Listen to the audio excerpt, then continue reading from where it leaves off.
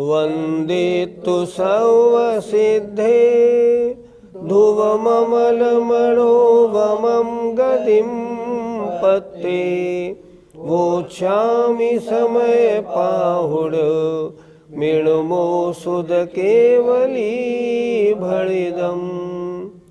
पंच परमेष्ठी भगवान की जय। समय सार ग्रंथराज में रागादि परिणाम जीव के हैं या कर्म के, इस विषय पर चर्चा चल रही है। अगर हम रागादि परिणाम जीव के ही मान लें तो मानना ठीक होगा क्या? और हम जीव और कर्म दोनों के रागादि माने तब क्या होगा? इस संबंध में आज गाथा नंबर 145 में आचार्य श्री चर्चा करेंगे। आइए गाथा नंबर 145 निकाल लीजिए। जीवस्य दुःखं मेणय, जीवस्य दुःखं मेणय, सह परिणामा दुहोन्ति रागादि, सह परिणामा दुहोन्ति रागादि।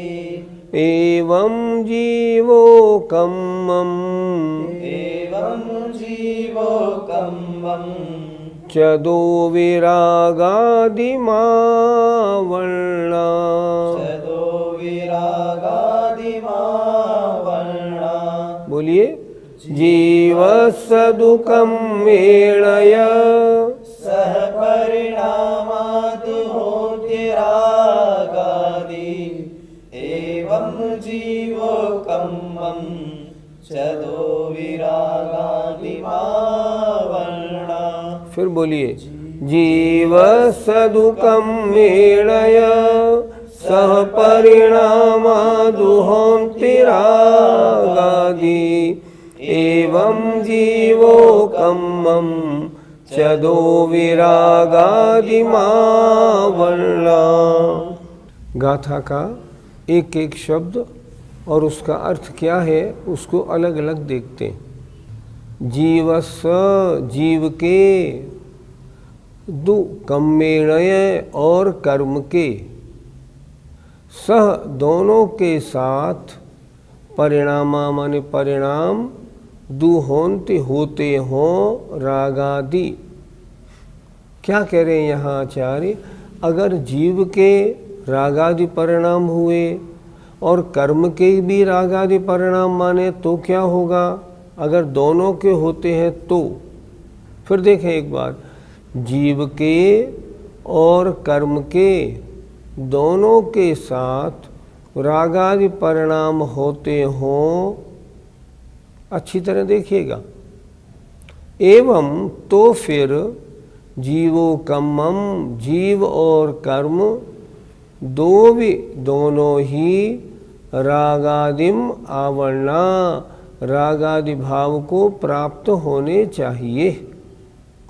अगर रागपना जीव में भी आया, रागपना कर्म में भी आया, तो दोनों ही रागादि रूप परिणमन करने चाहिए, ये आचार्य कहना चाह रहे हैं। फिर जरा देखिए।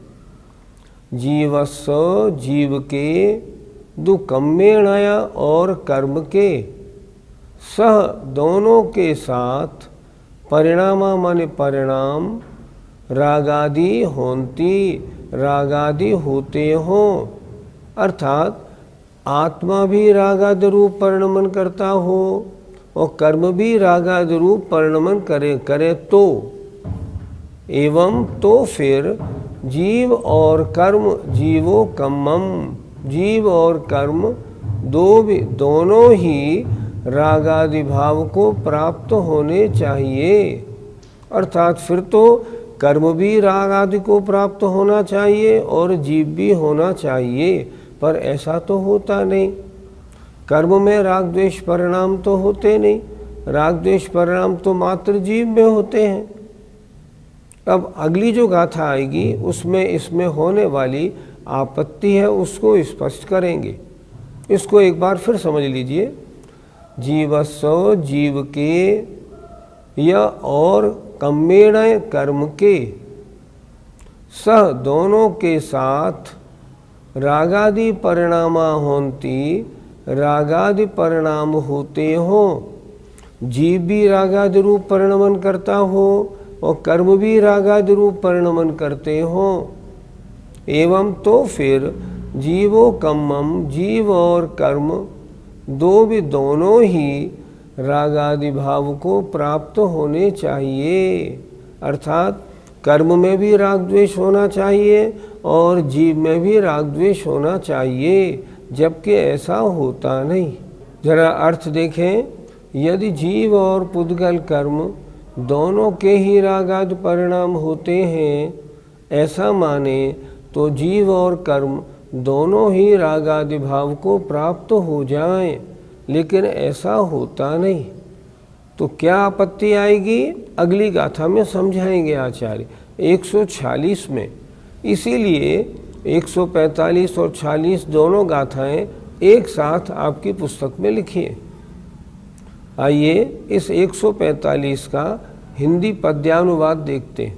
रागादि ये विकृत चेतन की दशाएं, मोहादि के उदय में दुख आपदाएं, पे जीव कर्म मिल के यदि राग होगा, तो कर्म चेतन अचेतन जीव होगा। पंडित जी, कर्म भी तो रागादि रूप होते हैं। अगर कर्म में भी राग द्वेष होने लगा तो फिर जीव और अजीव में अंतर क्या रह जाएगा? कर्म पुद्गल है कि नहीं? कर्म तो पौद्गलिक कार्मण वर्गणाएं हैं, उनमें राग द्वेष होने का क्या काम? उनका तो गुण स्पर्श रस गंध वर्ण है। उनमें ये तो खूबी हो जाएगी कि जब वो उदय में आएंगे तो आत्मा में राग द्वेष उत्पन्न करेंगे, लेकिन वो कर्म जो है ना, उनमें स्वयं राग उत्पन्न नहीं होता। राग द्वेष होना ये तो जीव का वैभाविक गुण है, पुद्गल का नहीं। इसलिए नहीं, कर्म कभी रागी द्वेषी नहीं होता। कर्म रागादि रूप क्यों नहीं होता? कर्म में रागादि रूप होने की शक्ति ही नहीं है। ये राग द्वेष क्या है? ये जीव के वैभाविक परिणाम हैं, ये पुद्गल के परिणाम नहीं।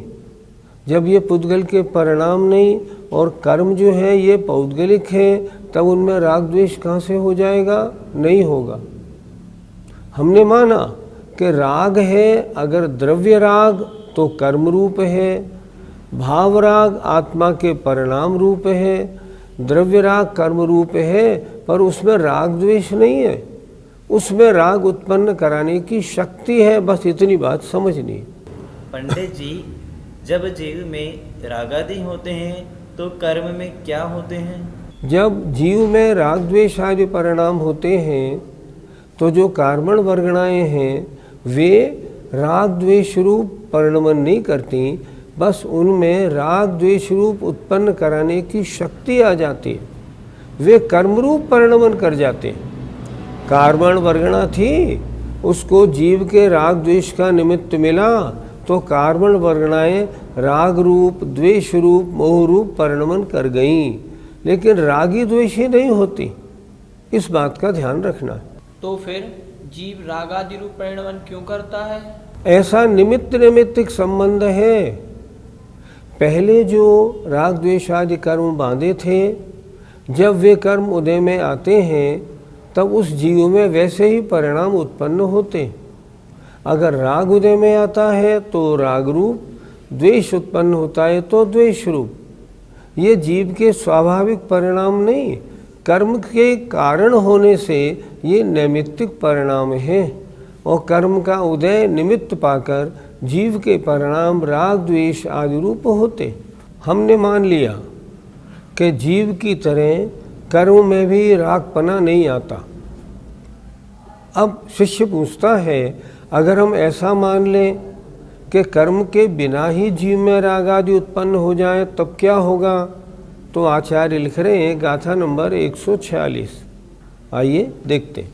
एक सदुपरिणामो एकस्य तु परिणामो जायदि जीवस्य रागमादिः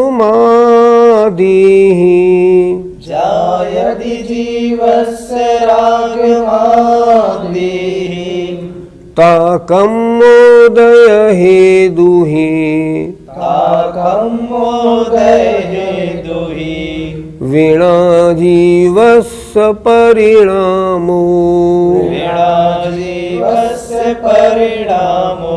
बोलिए एक सदुपरिणामो जायदि जीवस्य रागमादिः ताकं मोदय हेतुः वीणा जीवस्य परिणामो। फिर बोलिए एक सदुपरिणामो जायदि जीवस्य रागमादिः ताकं मोदय हेतुः वीणा जीवस्य परिणामो। गाथा को अच्छी तरह से उसके अर्थ सहित समझते।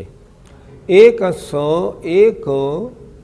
परिणामो परिणाम जायदि माने होता है जीवस्व जीव के ही रागादि अज्ञान रागम आदि ही अर्थात केवल जीव के ही रागादि एक परिणाम होता है।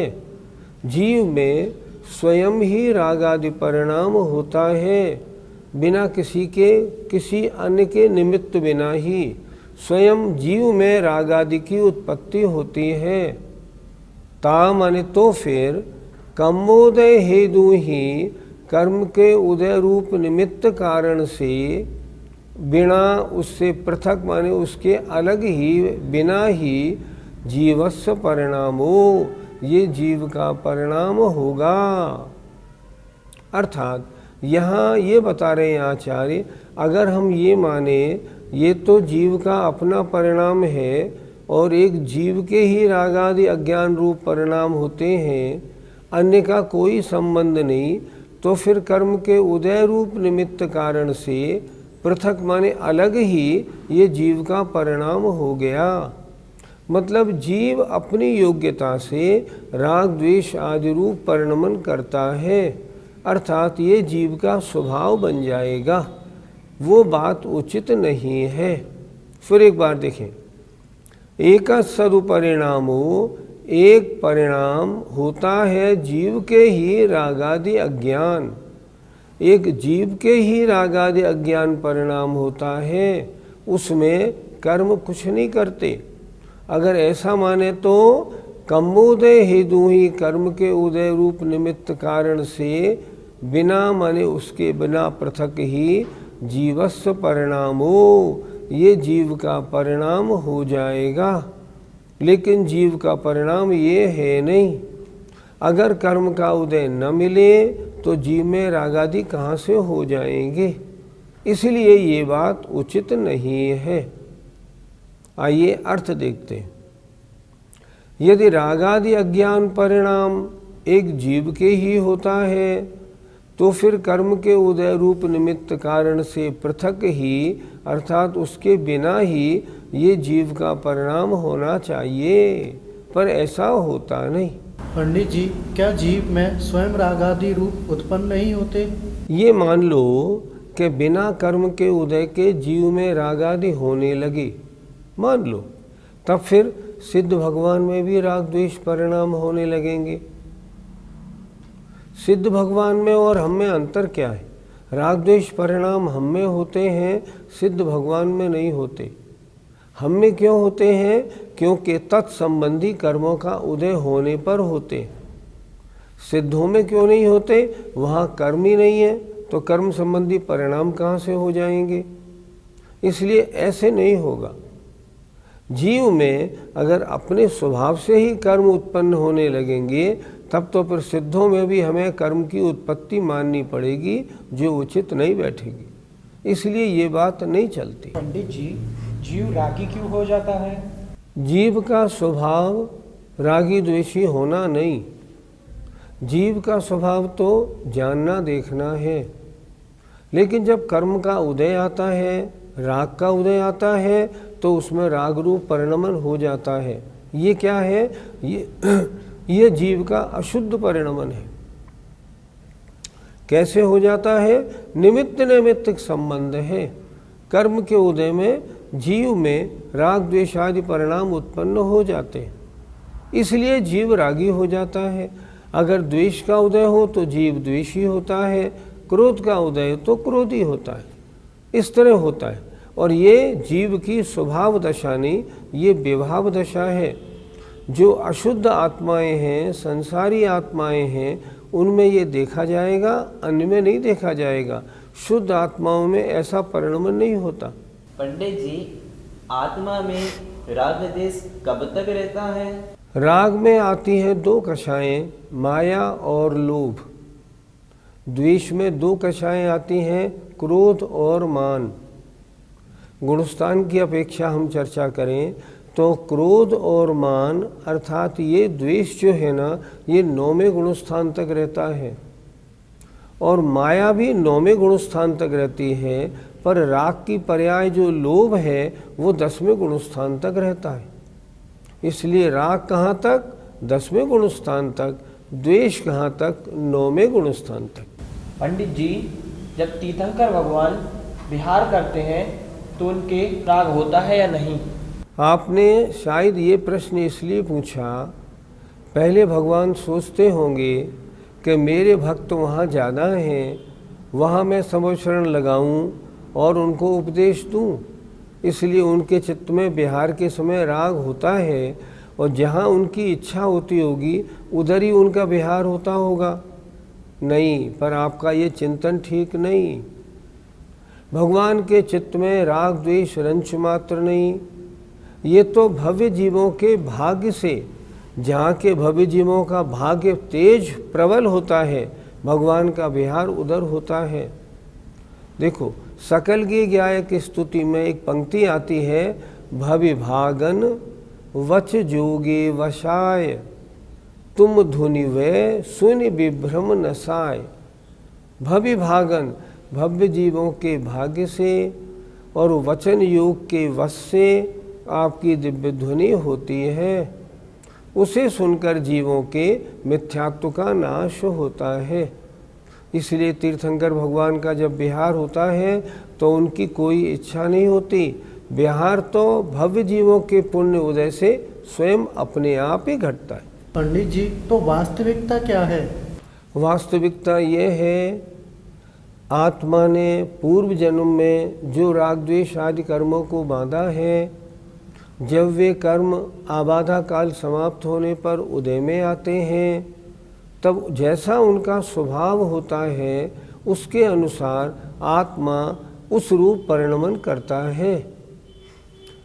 राग द्वेष रूप परिणमन करने में आत्मा उपादान कारण है, कर्म निमित्त कारण है, और कर्म रूप परिणमन करने में आत्मा निमित्त कारण है, और कार्मण वर्गणा का कर्म रूपपना वो उपादान कारण है। एक दूसरे का निमित्त नैमित्तिक संबंध है। कर्म के उदय से जीव में राग द्वेष हुआ, और जीव ने राग द्वेष किया, नवीन कर्मों का बंध हुआ, और वे कर्म जब उदय में आएंगे तब जीव में वैसे परिणाम होते हैं। ये वास्तविकता है, एक दूसरे का निमित्त कारण पना है। कर्म कभी जीव नहीं होते, जीव कभी अजीव नहीं होता। शुद्ध अवस्था में जो जीव है उनमें राग द्वेष आदि रूप परिणमन नहीं होता, और जो कर्म जो है ना, जब तक कार्मण वर्गणा है तब तक उनमें राग द्वेष उत्पन्न करने की शक्ति नहीं होती। जब उनमें अनुभाग बंध आ जाता है, जब वो आत्मा के साथ बंध जाती हैं, तो उनमें उस तरह का असर दिखाने की शक्ति आ जाती है। ये वास्तविकता है। पंडित जी, एक उदाहरण से समझा दीजिए। पानी कैसा होता है? सफ़ेद। पानी में अगर हम एक बूंद स्याही डाल दें, पानी कैसा हो गया? नीला।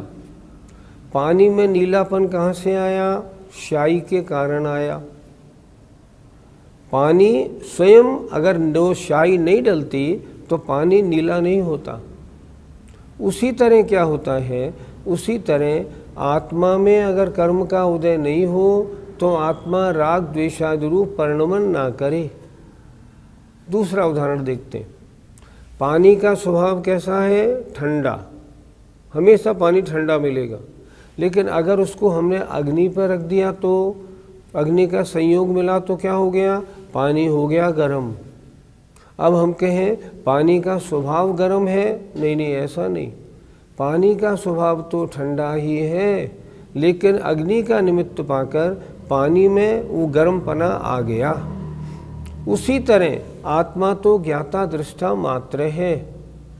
ऊपर हम देखें सिद्धालय में अनंत सिद्ध आत्माएं विराजमान हैं। क्या वहाँ कार्बन वर्गणाएं नहीं हैं? नहीं, भरी पड़ी हैं। कितनी अनंतानंत।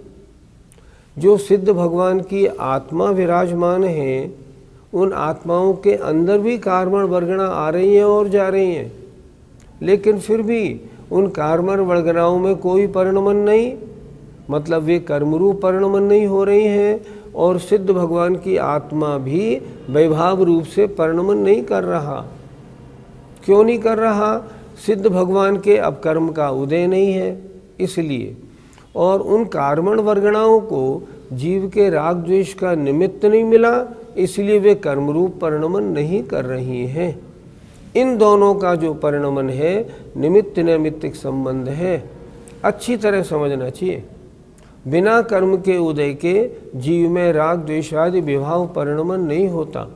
और जब तक जीव में राग द्वेष परिणमन नहीं होगा तब तक कार्बन वर्गणाएं भी कर्मरूप परिणमन नहीं करती हैं। इस सिद्धांत को यहाँ आचार्य ने अच्छी तरह समझा दिया। अगर ऐसा नहीं मानेंगे तब तो फिर जो सिद्ध भगवान हैं उनमें भी राग द्वेष रूप परिणमन मानना पड़ेगा, जो बिल्कुल उचित नहीं। गाथा 146 का आचार्य श्री का पद्यानुवाद देखें, कितना अच्छा किया है। आइए। मोहादि का उदय पाकर जीव रागी, होता स्वयं नहीं कभी कहते विरागी। धूली बिना जल कलंकित क्या बनेगा, क्या अग्नि योग बिन नीर कभी जलेगा। कितना अच्छा उदाहरण और कितनी अच्छी बात। मोहादि का उदय अगर नहीं होगा ना तो जीव कभी रागी नहीं होगा। ऐसा कौन कहते हैं? विरागी, वीतराग भगवान कहते हैं। अगर धूल नहीं डालेंगे तो जल कभी गंदा नहीं होगा, अग्नि का संयोग नहीं मिलेगा तो पानी कभी गर्म नहीं होगा। इसी तरह आइए। जय जिनेंद्र। इस कार्यक्रम के पुण्यार्जक परिवार है श्रीमती पूनम जैन, धर्मपत्नी श्री सुभाष जैन, गुणायतन शिखर जी, मानक चंद, कमला देवी, राकेश, नीतू, ऋषभ, सौम्या एवं आयुषी मुशरफ, B 123, सेठी कॉलोनी, जयपुर, राजस्थान।